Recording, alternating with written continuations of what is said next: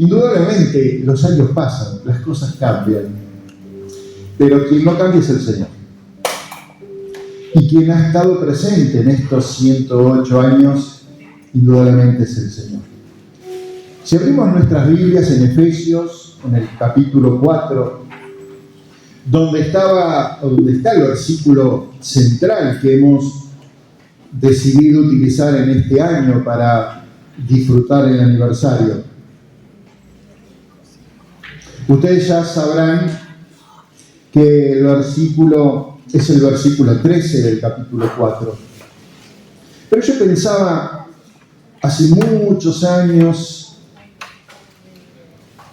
disfrutábamos un encuentro como este, recordando un tsunami de fotos, desde cuando comenzó la obra. Es más, tenemos testigos presenciales de esos momentos. Se está riendo, no le voy a decir que se pare, no de los 108, pero aclaro, ¿sí? Aclaro. Tal vez en otros aniversarios dábamos una lista de aquellos que nos han precedido. Que no lo hagamos no significa que no lo tengamos en cuenta y mucho menos que no lo tengamos en nuestro corazón. Pero pienso en lo que dice el apóstol Pablo ahí en capítulo 4 de Efesios, pero en el versículo 11. Y él mismo constituyó a unos apóstoles, a otros profetas, a otros evangelistas, a otros pastores, a otros maestros, a fin de perfeccionar a los santos para la obra del ministerio, para la edificación del cuerpo de Cristo, hasta que todos lleguemos a la unidad de la fe y del conocimiento del Hijo de Dios, a un varón perfecto, a la medida de la estatura de la plenitud de Cristo. Hermanos, alguien nos ha precedido. El Señor es quien ha constituido. El Señor a lo largo de estos 108 años ha dado dones, ha levantado talentos. Y tenemos en nuestra memoria y en nuestro corazón aquellos que nos han precedido y tenemos la invitación en la Escritura a imitar la fe de ellos. Les recordamos con cariño. Muchos ya no están con nosotros, ya están en la presencia del Señor. Muchos ya no están con nosotros, el Señor los ha llamado a congregarse en otros lugares. Muchos no están con nosotros, se han apartado del Señor. Pero indudablemente cada una de estas cosas que ha pasado ha marcado a la iglesia de Pavón. Porque somos así. Somos un reflejo de todo lo que ha pasado durante estos 108 años. Y las cosas las vamos transmitiendo de generación en generación. E indudablemente algunas cosas se pierden. Pero hay algo que no se pierde y es el Señor. 108 años, hermanos, donde hemos visto su fidelidad. 108 años donde el Señor ha sostenido. 108 años donde hemos visto pasar gobiernos. 108 años donde hemos visto crisis económicas. Pero el Señor nunca nos ha dejado. El Señor nunca nos ha abandonado. Y hemos vivido momentos de crisis, e inclusive espirituales. Pero el Señor siempre sostuvo a los suyos. Porque Él tiene una idea. Llevarnos a todos a una medida, a una estatura, y es la de Cristo. Y queridos hermanos, de esta manera nosotros estamos disfrutando esta última jornada del aniversario. Ayer hablamos de la iglesia. La iglesia es esa institución que Dios ha colocado en este mundo. Jesucristo no murió por cosas, Jesucristo murió por personas. La iglesia está compuesta por personas. tenemos que tener esto en claro. En este mundo hay dos grandes instituciones establecidas por Dios. Uno es el matrimonio, base de la familia y de la sociedad. La otra institución es la iglesia. Y hay una sola iglesia. El fundador de la iglesia es Cristo Jesús. La Biblia dice que Él compró a los que son parte de la iglesia, a los redimidos, compró pagando con su propia sangre. ¿Sabe? Los dioses de muchas religiones piden sacrificios, pero nuestro Dios nos ama tanto que dio a su propio Hijo para que con su sangre seamos lavados, limpiados, adoptados, hechos parte de su familia y de su iglesia. Y anoche vimos algo, la iglesia. Ahora note, ¿por qué el fondo oscuro? Tenemos un mundo donde es cada día más difícil vivir.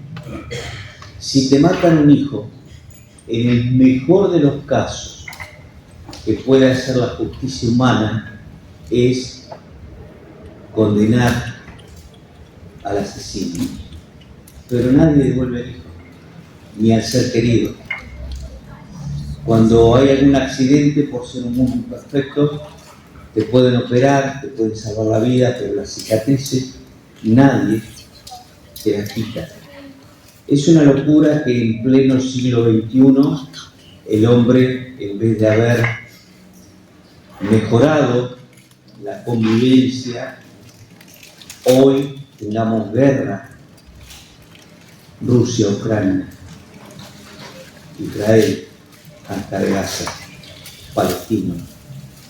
Y más allá de las posiciones ideológicas, el libro de Santiago dice que desde dentro del corazón del hombre salen las guerras, los pleitos.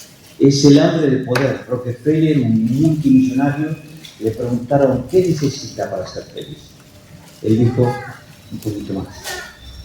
El hombre no se sacia de poder, no se sacia de tener, siempre quiere más.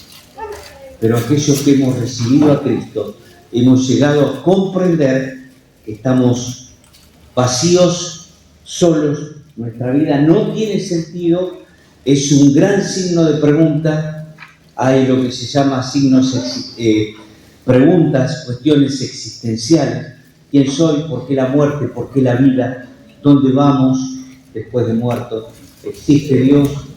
¿Quién nos creó? Y tantas preguntas que se responden en la palabra de Dios. Y en medio de este mundo gris, Dios le dio color colocando la iglesia. La creación es hermosa. Ver un ave, ver un guacamayo, sus plumas, sus formas, ver un puma, ver un atardecer, escuchar las aves como cantan. Es tan belleza, tanta belleza tiene la creación debajo del sol, pero sin embargo la Biblia dice que está caída. No era el plan de Dios que animales se maten entre sí, no era el plan de Dios que hombres se maten entre sí. Vamos al primer libro de la Biblia, el Génesis, el libro de los comienzos u orígenes. Visitamos el primer hogar allá compuesto por Adán y Eva y tuvieron 2 hijitos. Crecieron y así encontramos el primer asesinato y es Caín matando a su hermano Abel. Y pasamos una página más, llegamos a Génesis 4 y encontramos la primera canción hecha por Lamec. Y esa primera canción uno puede pensar, wow, qué contenido, cuánto amor debe tener esa primera canción. Y si lo leen, la primera canción escrita, así está Jubal, Caín fue el primer músico, y esa primera letra de la primera canción dice que mataré a un hombre por mi venganza, que daré golpes. Esa es la primera canción. Algo pasó, que este mundo se ha tornado gris. Escuchaba hoy algo en el aire, algunos comentarios de que no sabemos si habrá guitarras o no en el cielo. Y quiero decirles, hermanos, que en el cielo hay música, va a haber música. Cuando vamos a la eternidad, esto es un paréntesis, ustedes pueden leer en Isaías 14 y Ezequiel 28, les recomiendo que lo lean y anoten los instrumentos que se mencionan para el día de la creación de un ser brillante, lucero. También quiero decir que Dios no creó a Satanás. Si yo hago una pregunta ahora, con doble sentido, y pregunto, ¿quién creó a Satanás? Muchos de ustedes no van a decir, Dios. No. Dios creó a Lucero, un ser perfecto. Era tan perfecto que era el que dirigía la adoración en el cielo, en el santo monte de Dios. Y para el día de su creación hubo instrumentos, tamboriles, aquí tiene percusión, cuerdas, es todo lo que proviene de cuerdas, flautas, elementos de viento, y hay otro más, lo dejo para que lo investigue. Bueno, trompetas. Y de allí el hombre, con la sabiduría que Dios le dio, ha hecho todos los instrumentos que vemos hoy. Pero en el cielo, antes de que Dios cree este mundo, ya había instrumentos musicales. Entonces, hermanos, en la gloria va a haber música. Sin pecado, todos vamos a afinar. Qué gran coro, ¿no? Qué hermosura. Así que espero ese momento, porque personalmente no sé cuándo aplauden o cuándo tocan el timbre. Para mí es lo mismo, digo, gente. Bien, Dios ha colocado la iglesia. Lo que comenzó en la gloria, terminó en la gloria. Terminará en la gloria. Con eso introdujimos anoche el tema. Ahora, Hebreos 5:10, dijimos que había una gran conversación en la gloria donde el Hijo toma la iniciativa, dice, heme aquí, envíame a mí, me preparaste cuarto. Estamos recordando lo de ayer. Esto es lo que tenía en mi papel. Juan 1 al 1 al 14, el Hijo, el Verbo, se hizo carne y habitó entre nosotros. El Verbo de Dios fue a la cruz, puso su vida, resucitó al tercer día. Lucas 6:12 dice la Biblia que pasó la noche orando y escogió a 12, los cuales llamó apóstoles y los envió a predicar. Mateo 16:13 a 20, aquí a uno de ellos, a Pedro, le dice, tú eres Pedro, roca pequeña, sobre esta roca, la persona de Cristo, fundaré mi iglesia y las puertas del Hades no prevalecerán contra ella. Cristo es vencedor. Hechos 1:8 dice, y me seréis testigos en Jerusalén, Samaria y hasta lo último de la tierra. Judea hasta lo último de la tierra. Un testigo que era, ¿alguien se acuerda? Alguien que vio y oyó. La palabra testigo, su raíz es mártir, martureo. Alguien que llegó a dar su vida a causa de lo que vio y oyó. Es interesante que Juan estaba en el grupo de los 12. Y él escribe en su primera carta, les animo a que se detengan. Y él dice, cómo los sentidos físicos están ahí, en el relato acerca de la persona de Cristo. Fue un testigo ocular. Y Juan escribe, lo que hemos visto, lo que hemos oído, lo que palparon nuestras manos tocante al verbo de vida, porque la vida fue manifestada. Y Juan está diciéndonos, muchachos, gente del siglo XXI, yo lo vi, lo escuché, lo toqué, Él es verdad. Qué hermosa la palabra de Dios. Bien, comenzamos hoy en este mundo gris, está la iglesia. La palabra iglesia es eclesia, es un grupo llamado aparte. ¿Aparte de qué? A vivir no fuera de este mundo. No es que nos tenemos que ir al Himalaya, no es que tenemos que irnos a un pueblo y estar ahí juntos. No. Él dijo, no pido que los quites del mundo, sino que los guardes del mal. 1 Juan 2:15 dice, no améis al mundo. Cuando hablamos del mundo, no estamos hablando de que no tenemos que ir a un shopping a tomar un café, que no hay que mirar una película. No estamos hablando del mundo, sino la palabra allí es cosmos, y está hablando del estilo de vida. No améis al mundo, no améis su estilo de vida. ¿Cuál es el estilo de vida o el leitmotiv? en el mundo. Primero yo, segundo yo y tercero yo. Y si queda tiempo también yo. ¿No es cierto? Pero aquí en la iglesia tenemos principios y tenemos ejemplos. Qué hermosa la Biblia que nos dice qué hacer. Jesucristo nos mostró cómo hacerlo y el Espíritu Santo nos da el poder para hacerlo. Dios se encargó de que estemos bien equipados. Ahora, qué hermosa también la Biblia, ¿no?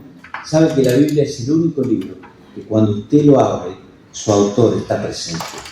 Porque 1 Timoteo 3:16 dice que toda la Escritura es inspirada, respirada, soplada por Dios a la mente de los escritores.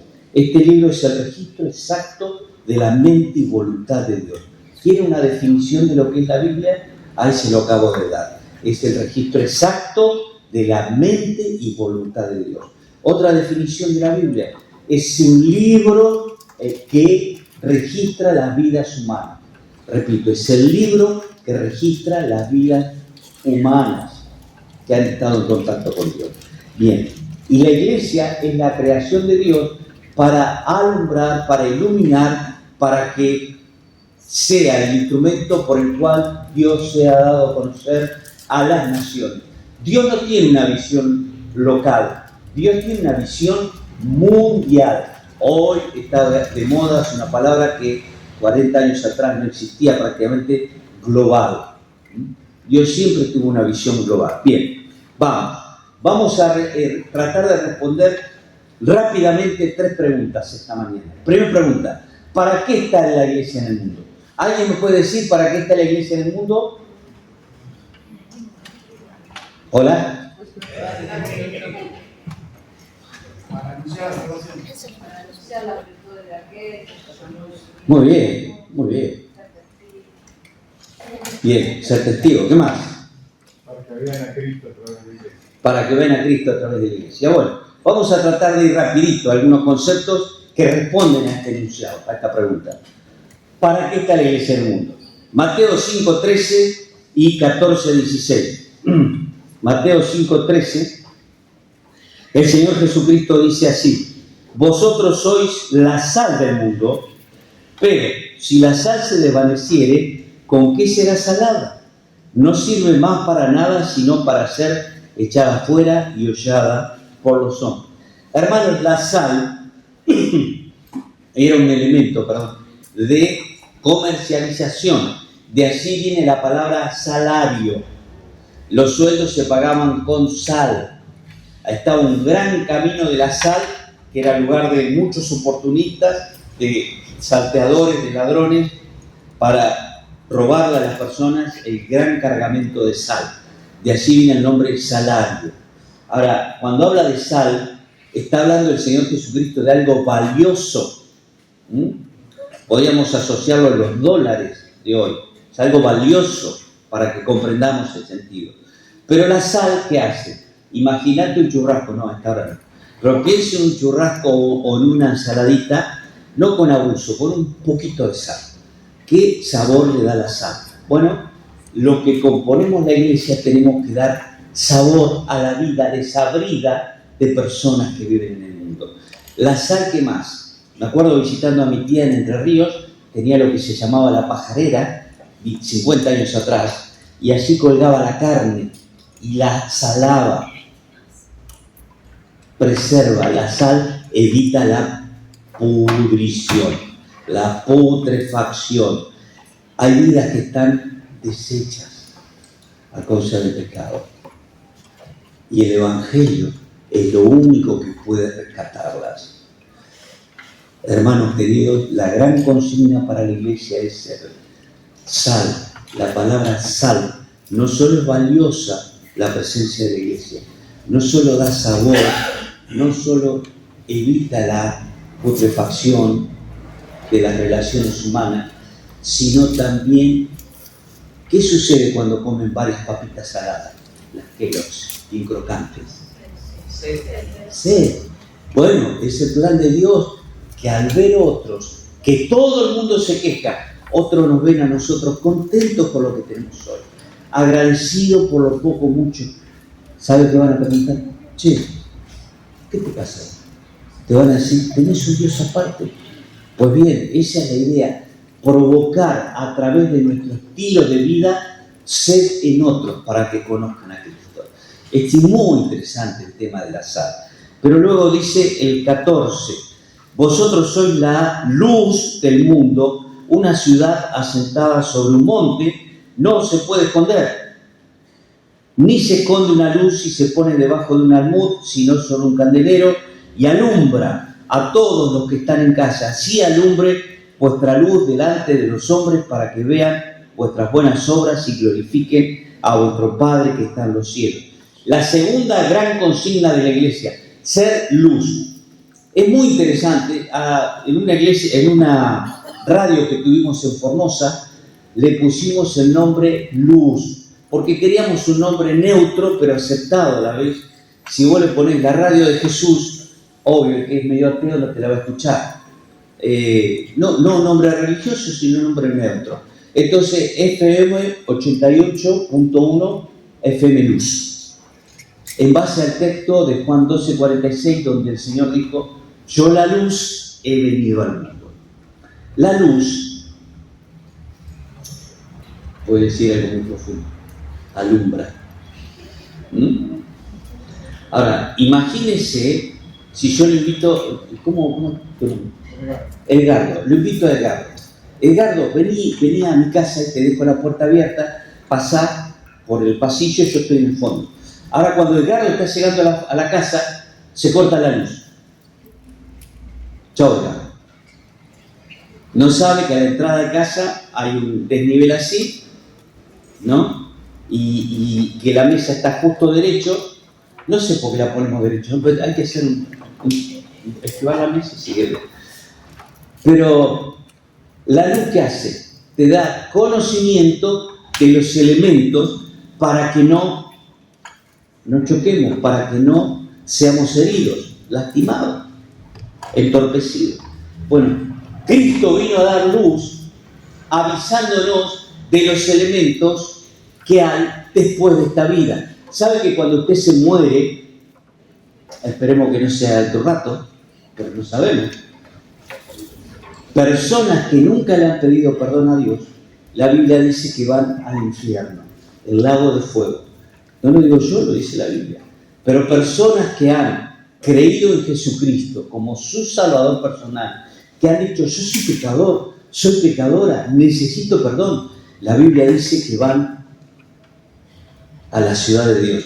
Es tan hermosa que hay calles de oro, ciudades, paredes de perlas, y allí está el Hijo de Dios. Entonces la luz que hace, alumbra, da conocimiento de los elementos reinantes. Entonces la iglesia está para hacer luz. Una de las primeras cosas que hicimos en Monroe fue pintar el frente y meterle mucha luz, que se vea que aquí hay una asamblea. Enfrente teníamos a la gente de la Iglesia Universal, Pare de Sufrir. Entonces, ¿qué hicimos? No usamos corbata, así que si van a Monroe, no se usa corbata. Algún que otro hermano la usa, pero en algún aniversario sí la ponemos. Pero también pusimos una gran bandera y estamos mostrando a la gente, no somos iguales. Y qué hermoso es entender que la luz es algo esencial. ¿Se imagina una ruta sin luz? Desastre. Bien. La luz, la sal, consignas para la iglesia. La pregunta que nos cupe esta mañana: ¿somos luz? La gente, que tiene contacto conmigo, ¿ve que lo alumbro hacia Cristo? ¿Somos sal? No que la gente nos tenga que andar pasando la lengua por el brazo. No. Somos sal, o sea, estar con nosotros, nuestras palabras son con gracia, de ánimo, y que cuando se van terminan diciendo, epa, qué interesante fue hablar con esta persona, tiene algo distinto. Me acuerdo de un hermano, uno de los ancianos de Zárate, trabajó en la oficina durante varios años, y uno de sus compañeros le dijo, che, perdona, te tengo que preguntar, vos tenés algo distinto. Y ahí le predicó el Evangelio y lo van para Cristo. Qué importante nuestra vida. Bien, ¿para qué está la iglesia en el mundo? Para ser sal y luz. Está el mundo oscuro, veloz, pero Hechos 2.41. Hechos 2.41, vamos a responder para qué está la iglesia. Rapidito, yo sé que tienen hambre, yo también. Hechos 2.42. Dice allí, la vida de los primeros cristianos. Dice, y perseveraban en la doctrina, la palabra doctrina es enseñanza, de los apóstoles, en la comunión unos con otros, en el partimiento del pan, en las oraciones. Muy bien, ¿para qué está la iglesia? Esto es lo que hacía la iglesia del primer siglo. Para orar, 2 Timoteo 2.1.4, dice, así que el apóstol Pablo nos enseña que hagamos rogativas, oraciones, peticiones, acciones de gracia por los reyes, por todos los que están en eminencia. ¿Para qué? Para que vivamos quieta, reposadamente, en toda piedad y honestidad. La palabra piedad tiene que ver con una vida de devoción a Dios. Y estamos siendo testigos de un mundo impío. ¿Qué quiere decir impío? Que no tiene piedad, que no tiene devoción a Dios. Adora cualquier cosa menos a Dios de la Biblia. Y el apóstol Pablo ora para que tengamos quietud, paz, porque en el revuelo y la agitación social, particularmente que vivimos en Argentina, programás algo y hay algún evento social que altera la paz. ¿Y qué sucede? No podés ir a entregar folletos allí. ¿Para qué está la Biblia? Para orar. ¿Para qué está la iglesia? Para que oremos. Ahora, es tan importante, me detengo en esto, es tan importante la oración colectiva. Si usted lee en Filipenses 1.19, el apóstol Pablo estaba preso y le escribe a los creyentes de la ciudad de Filipos y les dice, porque sé que por vuestra oración resultará en mi liberación. Pablo sabía el poder que tenía la oración. Si ustedes se acuerdan en Hechos, ¿quién más estaba preso? El apóstol Pedro. ¿Y la iglesia qué hacía? Oraba por Pedro. ¿Qué pasó? Como resultado como respuesta a la oración de la iglesia, Dios envió un ángel y es como que se detiene el tiempo. Si lo leen, fabuloso, se detiene el tiempo. Pasa el ángel, no lo ven, le saca las esposas de las cadenas a Pedro, se abren las puertas solas, Pedro sale, los hombres no se dan cuenta, entraron en un estado cataléptico, como quiera, y de hipnosis profunda, y sale Pedro, toca la puerta, fíjese que Rode va a abrir la puerta, estaban orando, cierra la puerta. Puede ser, es Pedro, pero estábamos orando por eso. Dios responde las oraciones de la iglesia. Dice Mateo, cuando 2 o 3 se ponen de acuerdo a mi Padre sobre alguna cosa, mi Padre que está en los cielos lo hará. La palabra acorde, ahí la palabra griega sinfoniazo, que allí viene la palabra sinfonía. ¿Qué es la música? El arte de combinar un sonido. Pues bien, cuando 2 personas viviendo en el mismo periodo de tiempo se ponen de acuerdo, para Dios es una sinfonía que suba a sus oídos. Y esa oración le motiva a responder. Vaya al Senado si se ponen de acuerdo. 2 personas viviendo en el mismo tiempo, en la misma época, bajo la misma cultura. No se ponen de acuerdo, porque hay intereses egoístas. Pero cuando en la iglesia oramos por lo que Dios quiere, salvación de alma, nos ponemos de acuerdo, al Padre le da tanto gozo que responde. Cuando hay 2 o 3 reunidos, Jesús prometió estar. ¿Qué poder tiene la iglesia? Que suceden cosas tremendas cuando la iglesia ora. No quiero detenerme en esto porque es fabuloso. Un misionero contó que estaba siendo perseguido y en el horario, cuando fue a dar el testimonio en su iglesia, volvió a su país, estaba en la isla siendo perseguido. Y cuenta él que había 24 ángeles que contaban los que le perseguían. En ese momento en la iglesia había 24 personas orando por él. Puede ser. Creemos que Dios sigue haciendo milagros hoy para su voluntad. ¿Para qué está la iglesia? Para enseñar la Biblia. Marcos 16:15 dice, y por todo el mundo predicar el evangelio, pero también dice, enseñándoles todas las cosas.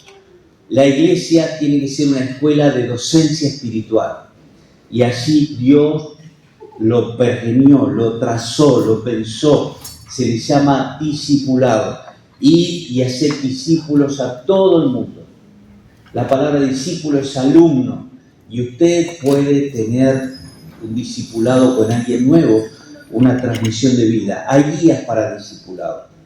Bien, tenemos una en PDF que la verdad es muy completa. Los 10 pasos para que está la iglesia, que sin costo alguno se lo pasamos. 2 Timoteo 4, 1-5. Es interesante para qué está la iglesia. 2 Timoteo capítulo 4 del 1 al 5.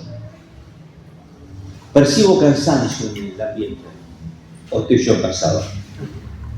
Parece que algunos salieron anoche a comer pizza. 2 Timoteo.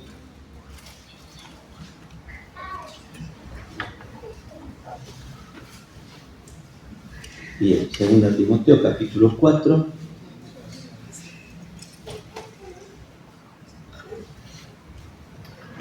¿Para qué está la iglesia? Para orar. Dice, te encarezco delante de Dios y del Señor Jesucristo, que juzgará a los vivos y a los muertos en su manifestación y en su reino. Que prediques la palabra, que instes a tiempo y fuera de tiempo, redarguye, reprende, exhorta con toda paciencia y doctrina. Porque vendrá tiempo, escuche esto, cuando no sufrirán la sana doctrina, sino que teniendo comezón de oír, se amontonarán maestros conforme a sus propias concupiscencias y apartarán de la verdad el oído y se volverán a la fábula. Pero tú, esto es para ti, mi hermano, mi hermana, sé sobrio en todo, soporta las aflicciones, haz obra del evangelista, cumple tu ministerio. ¿Para qué está la iglesia? Para enseñar la Biblia. ¿Qué hacían los primeros cristianos? Perseveraban en la doctrina de los apóstoles. Hay un libro muy importante que dice lo siguiente: si algo es nuevo, no es verdadero en cuanto a doctrina. Si hay algo nuevo, no es verdadero. La doctrina, la enseñanza está en la Biblia. La doctrina viene de Dios, permanece en el tiempo y nos lleva a Dios. Hoy hay tantos rumbos doctrinales que solamente los que tienen el Espíritu van discerniendo la verdad. Bien, ¿para qué está la iglesia? Para adorar. Juan 4, 23, 24. Es tremendo lo que dice este texto. Después léalo. Dice que el Padre busca adoradores que le adoren en espíritu y en verdad. Hermano, no les conozco. Los ancianos me dijeron, habla de este, habla de... No. Pero hoy tuvimos la cena de cena. ¿Estuvieron todos en la cena?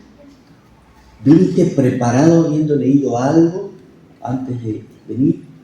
¿Habiendo confesado cualquier acto pecaminoso? ¿Teniendo las cuentas a cuenta con tu cónyuge, con tus hijos, con tus familiares, con los hermanos en Cristo? Mire, es tan grave el concepto de estar en falta con el hermano que Mateo 5:23 dice, si traes tu ofrenda ante el altar y te acuerdo que tienes algo con tu hermano, dice, deja la ofrenda, no la quiero, no quiere plata. ¿Ve? Reconcíliate con tu hermano. Vieron, algunos dicen, no, yo voy a esperar un tiempo. No, la Biblia dice, si tu hermano peca contra ti, ve tú. Queremos que la iglesia crezca, queremos que haya bendición, no tiene que haber hilo suelto. Riñas sin haber confesión, orado y cambiar de actitud. La adoración, el hermano Alfred T. Giggs, un libro muy conocido entre las asambleas, Adoración se titula. La adoración es todo lo que asciende al Padre desde un corazón donde el Hijo es el huésped, elevada por el Espíritu Santo. Qué gran concepto. Adoración es todo lo que rebalsa de un corazón agradecido. No sabe adorar, bienvenido al club, pero empiece con gratitud. Y cuando no esté dándose cuenta, va a estar adorando. ¿Para qué está la iglesia? Para adorar. ¿Por qué? Porque el mundo adora un montón de cosas, cualquier verdura, diría mi Señor. Pero nosotros adoramos a Dios, adoramos a Cristo. A veces escucho en la cena del Señor oraciones: Padre, gracias por tu sangre. Error. El Padre no murió en la cruz. El Padre dio a su Hijo y el que murió fue el Hijo. El que derramó la sangre fue el Hijo. La adoración tiene que ser en base a la Biblia. Padre, gracias por haber muerto por nosotros. No murió el Hijo. En la antigüedad la gente se contactaba con Dios a través de Moisés, el tabernáculo, así se manifestaba la gloria de Dios. Más tarde profetas que anunciaban la venida del Mesías. Cuando llega el Mesías dice: vosotros oraréis así: Padre nuestro que estás en los cielos. Una relación que antes no había existido, pero debemos orar al Padre, y toda oración en el nombre del Hijo. Es muy interesante, hermanos, este concepto de adoración. Se adora con vidas limpias. No hablo de impecabilidad porque es imposible mientras estamos en este cuerpo, pero sí confesar cuando pecamos. ¿Sabe? Gente, le doy que a mí me costó años descubrirlo. Esto es algo muy simple. ¿Cómo puede ser que Dios llame a David de corazón perfecto después de todo lo que hizo? Bueno, hay dos respuestas. Primero, tener corazón perfecto es confesar cuando pecamos. Cuando alguien confiesa, queda irreprochable, queda irreprensible. No hay culpa. Tiene que pagar las consecuencias, por supuesto. No hay culpa. Cuando yo confieso, queda irreprensible. Pero también es muy posible, David amaba la ley de Dios, y David en toda su existencia bajo el sol siempre adoró a Jehová, adoró al Dios yo soy. No dio la gloria a otros dioses. Y ustedes no va a ver nunca a David adorando al Dios vivo y verdadero. Por eso tuvo corazón perfecto. Porque los otros reyes, sus corazones se inclinaron a adorar ídolos. Dagón, Quemos, Astarte, etc. Pero David siempre adoró a Dios. Posiblemente por eso sea corazón perfecto. Cierro paréntesis. Bien. Sí, 1 Corintios 11, 23, lo que hablamos, lo que citamos acerca de la institución de la Cena del Señor. Hermanos, cuando la iglesia se reúne, si tú eres de Cristo, no puedes decir: mi vida es mi vida y hago lo que quiero. Eso es un atisbo enorme de orgullo. Y el orgullo es pecado. Es clarito. Si tú eres de Cristo, tienes que venir a agradecer porque tu Salvador pagó un precio por tu alma. ¿Para qué está la iglesia? Evangelizar. Marcos 16:15. De vuelta, ir por todo el mundo y predicar el Evangelio. El apóstol Pablo dice, 1 Corintios 9:16, ¡ay de mí! Cuando ustedes leen la palabra ay con H, viene de haber, viene de que existe algo, hay stock de algo, haber. Pero cuando ustedes leen la palabra ay es la palabra juicio. Y ustedes, por ejemplo, encuentran en el libro de Isaías, cuando tuvo esa gran visión, Isaías capítulo 6, dice, ¡ay de mí! Que soy hombre inmundo de corazón, inmundo de labios, y mis ojos han visto al Rey. ¿Sabe qué está diciendo? Hay juicio. Voy a tener un juicio, vi al Rey. Y así el Rey le habla. En Apocalipsis están los ayes, son varios juicios. Pero el apóstol Pablo dice, ¡ay de mí! 1 Corintios 9:16, si no predico el Evangelio. Juicio tengo si no doy el mensaje de vida a quienes me rodean. Bien, ¿para qué está la iglesia? Adorar, evangelizar, discipular, Mateo 28, 19, 20. Segundo, es la gran comisión, hacer discípulos. Segunda Timoteo 2, 1, 2, al hijo Timoteo, esto te encargo si demoro. Procura presentarte aprobado, pero también le dice que esto encarga a hombres fieles que enseñan a otros. Es la posta, ¿no? Lo que hablábamos ayer, el testimonio. Pablo enseñó a Timoteo, Timoteo enseña a una generación de hombres y a estos hombres fieles que enseñan a otra generación de hombres y mujeres. Dios pensó que la dinámica de su iglesia sea el discipulado. Discipulado puede ser grupal o una consejería individual. Bien, en este mundo gris, ¿para qué está la iglesia? Para adorar, ¿no es cierto? Para evangelizar, para enseñar la palabra, para orar. Grandes propósitos de los cuales tú, hermano, si eres de la iglesia, estás involucrado. Y en este mundo gris, que la iglesia está, ¿qué está esperando la iglesia? Primera Tesalonicenses 4, 13 y 18 dice, el apóstol Pablo, movido porque en Tesalónica habían muerto varios familiares de cristianos. Entonces Pablo, movido ante los cuestionamientos que tenían los creyentes, qué pasaba con sus deudos, qué pasaba con sus familiares, él se ve motivado a escribir y guiado por el Espíritu de Dios, empieza así, capítulo 4, verso 13. Tampoco queremos, hermanos, que ignoréis acerca de los que duermen, para que no os entristezcáis como los otros que no tienen esperanza. Porque si creemos que Jesús murió y resucitó, así vendrá Jesús a buscar a los que durmieron en él. Y nosotros que vivimos, que quedamos, seremos arrebatados y recibiremos al Señor en el aire. Quiero aclarar algo, hermanos.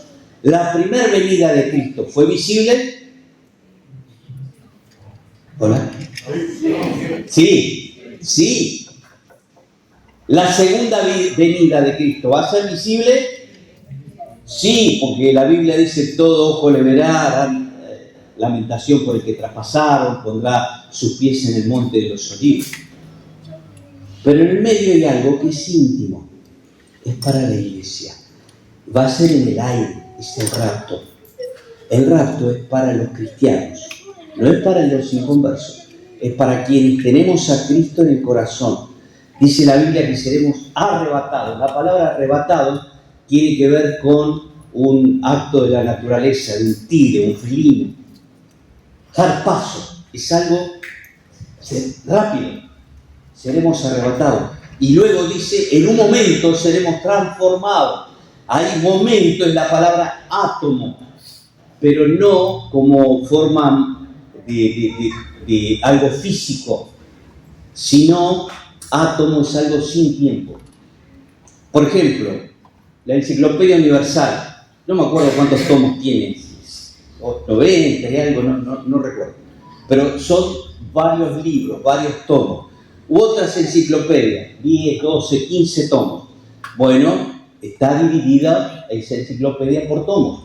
¿Qué es A? A sin, por ejemplo, ateo sin Dios. Átomo es sin partición de tiempo. Es un tiempo sin tiempo.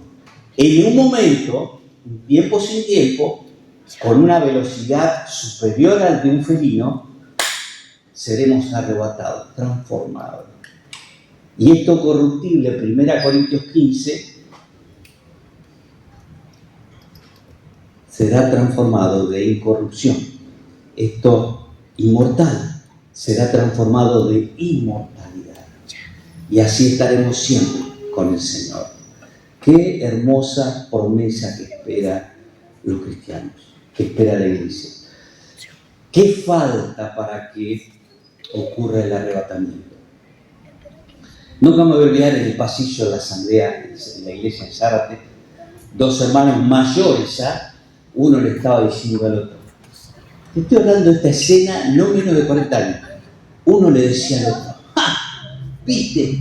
Y decían que los dos testigos de Apocalipsis, todo ojo le verá, que eso es imposible.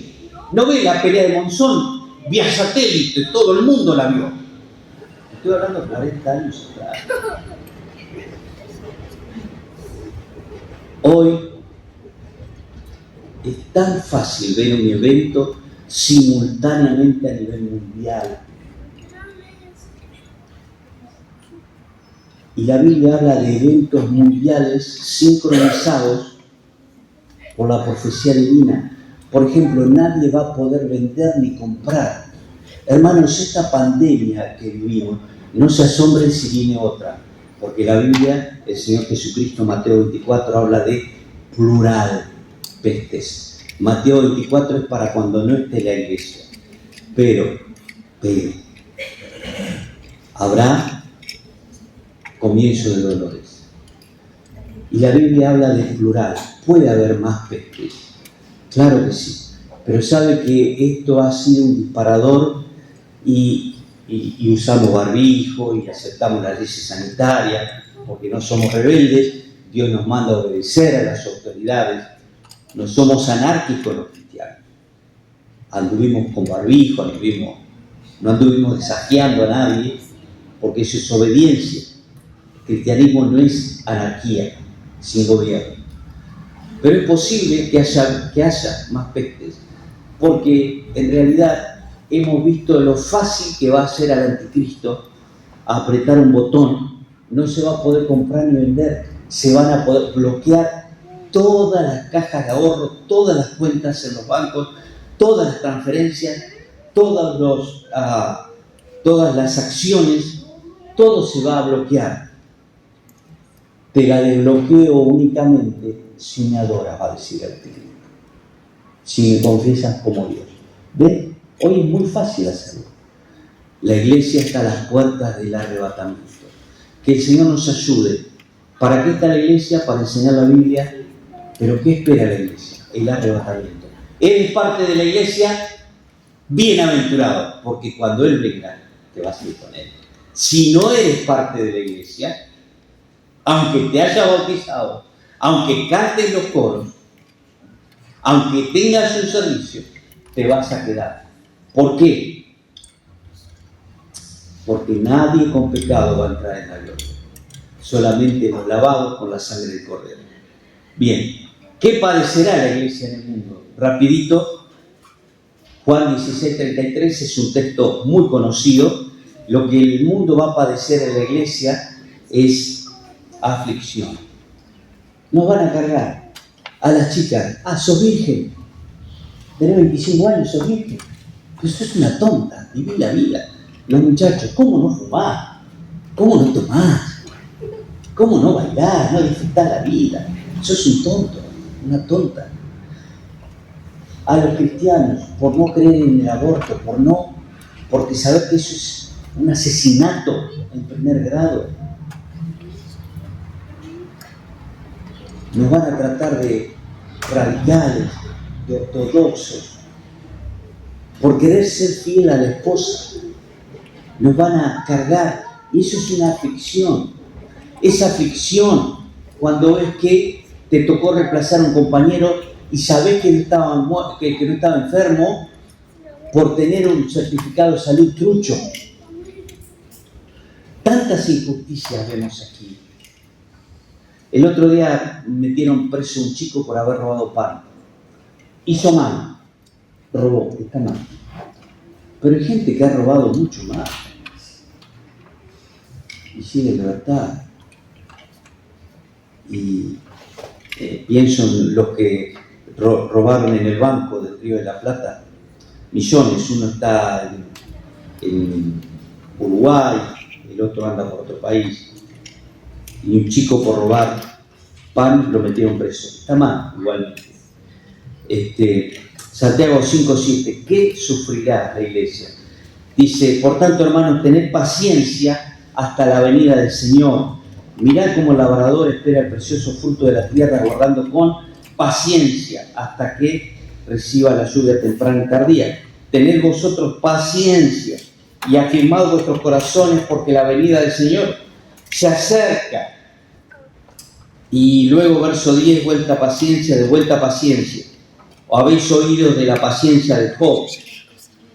El contexto en el cual escribe es que había señores feudales que explotaban a los jornaleros, no le pagaban su jornal, su salario, y luego tenía jueces comprados, cuando iban a la corte, los condenaban y los obligaban a trabajar sin dinero. Esto era la injusticia social que estaba viviendo. Ahora, quiero decirte que la justicia social, ningún gobierno va a poder ser equitativo, solo el reino milenial. Y hermanos queridos, la iglesia padece aflicción. O tú no te afliges cuando la gente vive como quiere, dice lo que quiere, hace lo que se le antoja, pero su fin será lloro y crujir de dientes. Aflicción. 1 Timoteo 4, 1-4. Rapidito. ¿Qué sufrirá? ¿Qué padecerá la iglesia? Apostasía. La palabra apostasía quiere decir abandono de la fe verdadera. Ahora, cuando hablamos de fe, la palabra fe en Judas es conjunto de doctrina. No es que abandonó creer en algo, abandonó la doctrina de la palabra de Dios. Es alguien que abrazaba las doctrinas bíblicas y hoy las está negando. ¿Es algo? No sé, pero el acto, la expresión externa es de un apóstata. Apóstata es alguien que abandona la fe. ¿Qué va a parecer la iglesia mientras se espera el arrebatamiento? La apostasía. Y dice Judas, verso 3. Escuche lo que nos dice Judas. Amados, por la gran solicitud que tenía de escribiros acerca de nuestra común salvación, me ha sido necesario escribiros, exhortándoos a que contendáis ardientemente por la fe que ha sido una vez dada a los santos. Esa palabra fe es conjunto de doctrina. Sabe que Juan en su primera carta corrige un problema gravísimo. Y el problema gravísimo es que algunos estoicos, epicúreos, decían que Cristo, al haberse hecho hombre, dejó de ser Dios. Y también que la carne no podía tener activo de deidad. La carne es Juan 3:6. Lo que es nacido de la carne es lo que es nacido del Espíritu, Espíritu es. Jesucristo no dejó de ser Dios por estar en carne. Y él dice, ¿quién es el anticristo? Aquel que niega que Cristo ha venido en carne. Entonces los problemas doctrinales, las herejías doctrinales, es algo que la iglesia está padeciendo más que nunca en este tiempo. Más que nunca. Mire, ¿cómo detectar un falso maestro? Este es un tema muy importante. Mateo dice que algunos vienen y dicen, Señor, en tu nombre no hicimos milagros, en tu nombre hablamos lenguas, en tu nombre echamos fuera demonios. Y el Señor sabe que le responde, apartado de mí, nunca os conocí. O sea que ni hacer milagros, ni hablar en lengua, ni echar demonios, es un indicio de que alguien está haciendo la voluntad de Dios. Falso maestro, dice la Biblia.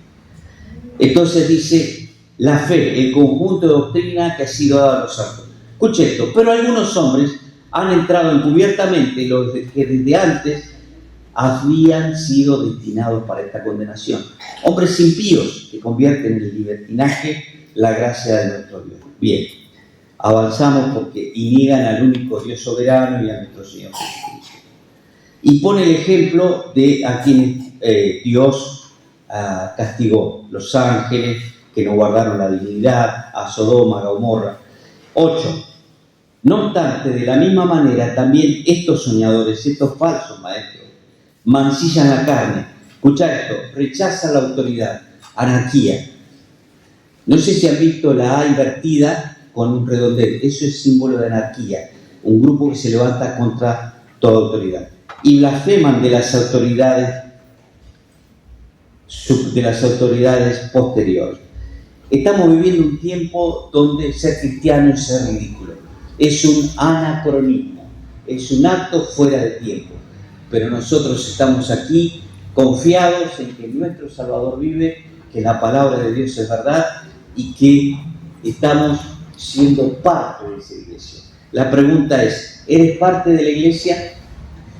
Note esto, el resultado de la adoración, del evangelismo, del discipulado, de la oración, de la enseñanza de la Biblia es visión misional. Es tan asombroso, estando aquí, en Pavón 512, oramos por los hermanos misioneros en Angola. Tenemos acción por la respuesta de oración allí. ¿Cómo puedo ser parte de la obra misionera? Orando por misioneros. ¿Qué más? Ofrendando para obras misioneras. ¿Qué más? Yendo. ¿Has pensado alguna vez en la obra misionera? Es la obra undécima de la humanidad.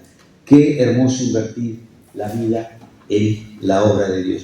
Hechos 2020 es el número perfecto de visión. Y Hechos 20:20, Pablo dice, porque no he ruido de anunciaros el Evangelio y he andado públicamente y por las casas. Esa es la visión de Dios. Que todos los días, 24/7, anunciemos a Cristo. Bien, ¿qué está esperando la iglesia? Ya lo vimos, el arrebatamiento. Hermanos, que el Señor nos ayude, porque puede ser esta noche. Puede ser un rato. Cuenta que un militar fue capturado en guerra. Fue tomado prisionero. Pasó 1 año, pasó 2 años, pasó 3 años. Lo dieron por muerto. Hicieron toda la fanfarria militar, le entregaron la bandera, muerto. Él tenía una esperanza de que su esposa, a quien él amaba mucho, lo espere. Hasta que, pasados los 5 años, vieron que ayer hablamos que en el cuartel general se mandó una misión para rescatar a rehenes. Bueno, Dios mandó una misión, el misionero fue Cristo, para rescatar a los cautivos por el pecado. Bueno, vino una misión, rescató a este general. Este general llega a su país, es restablecido, toma un auto, como era general, y va urgente a la casa. Claro, el perro no ladró, porque lo conocía. Y este hombre, como siempre, abre la puerta, pasa por el costado, va a dar la sorpresa a la esposa y escucha risas. Su esposa abrazando a otro hombre. No lo había esperado. No lo había esperado. Este general, con el corazón partido, agacha la cabeza, solloza y se va. Nuestro general está por volver. Cuando él vuelva, ¿qué vamos a estar abrazando? Su palabra, sus promesas, su servicio. Nos va a encontrar con la mano en el arado. Él vuelve y quiere a su iglesia verla involucrada en lo que son sus negocios.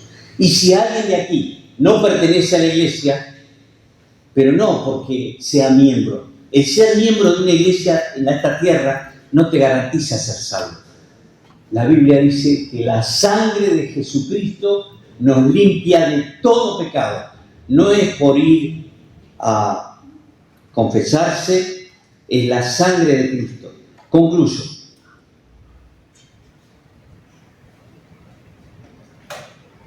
Imagine que una persona nace, llega a 100 años, y esos, desde que tiene conciencia, a eso hicieron con Samuel, el profeta. Está en el templo, cantando, sirviendo a Dios todos los días. Sabe que esa persona cuando se muera se va a ir al infierno. Porque servicio, estar en una iglesia, no tiene nada que ver con perdón de pecados. Pero la Biblia dice que el Hijo de Dios se hizo hombre y en la cruz derramó su sangre para limpiar nuestros pecados, nuestras faltas. El alma es transparente y está cubierto de manchas rojas, porque Isaías 1:18, Dios invita y dice, si vuestros pecados fueren rojos como el carmesí, vendrán a ser como blanca lana. Ahora, ¿cuántas manchas tiene tu alma de pecado? Sabe que no hay nada, no podés meter la mano, no podés tomar nada que te limpie el alma. Y la Biblia dice que la sangre de Cristo nos limpia de todo pecado. ¿Cuándo? Cuando le pedimos perdón. Sabe que estar 100 años en un templo, una utopía, si pudiese hacerse, no alcanza a lograr lo que una molécula de la sangre santa de Cristo logra hacer. ¿Por qué? Porque la sangre de Cristo nos limpia de todo pecado. Y si hay alguien en este lugar que aún no tiene a Cristo, le invitamos, nos quedamos un ratito más para hablar, pero va a ser un placer decirle que la sangre de Jesucristo nos limpia de todo pecado y que usted de manera personal, de manera individual, debe decir, perdón Dios por mis pecados. Jesucristo, límpiame con tu sangre, sálvame de la mentira. Que el Señor le bendiga. Gracias por la oportunidad. Sé que se hizo bastante largo. El Señor lo bendiga y que sigan alumbrando Avellaneda para la gloria del Señor. Bendiciones. Como siempre, dejamos para el final los agradecimientos. En primer lugar, agradecimiento al Señor, que hasta acá nos ha acompañado.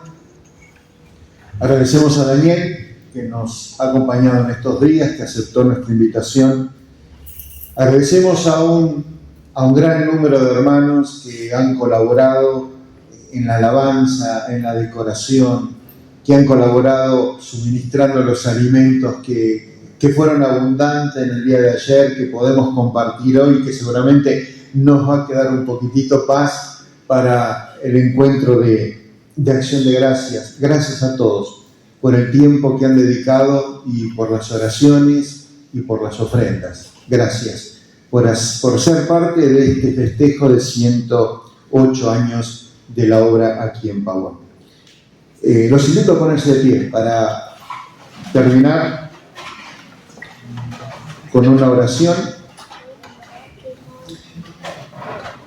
Padre Celestial, queremos darte gracias por cada una de las almas que hemos estado disfrutando en estos 2 días.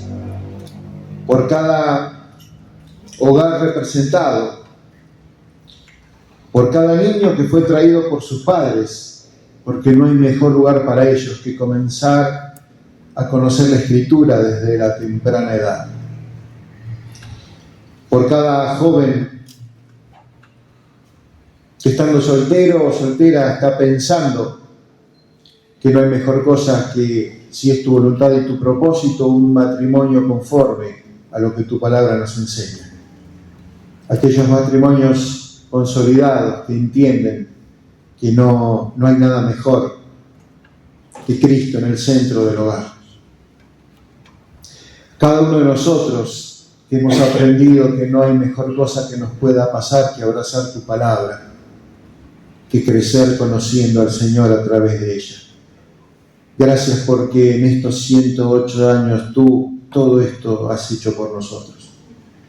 Y ahora pedimos, Señor, que podamos compartir un breve momento de camaradería, agradecidos por los alimentos que tú nos regalas en abundancia. Pedimos que puedas proveerlo en el hogar que hoy no lo tiene, porque tú conoces las necesidades. Y Padre Celestial, rogamos que nos puedas despedir y acompañar en paz al regresar a nuestros hogares. Señor, sabemos que por delante tenemos en esta semana la reunión de oración por Zoom. Sabemos, Padre Celestial, que tú vas a estar con nosotros, aunque sea una reunión a través de la tecnología. Y si tú lo permites, Padre, porque no vienes antes a buscarnos, rogamos que podamos encontrarnos el próximo domingo para adorar y para aprender más de tu palabra. Te agradecemos por tanto amor que nos has mostrado. En el nombre y por los méritos del Señor Jesucristo. Amén. Gracias, hermanos. Gracias por la paciencia, gracias por la compañía, que el Señor les bendiga muy ricamente.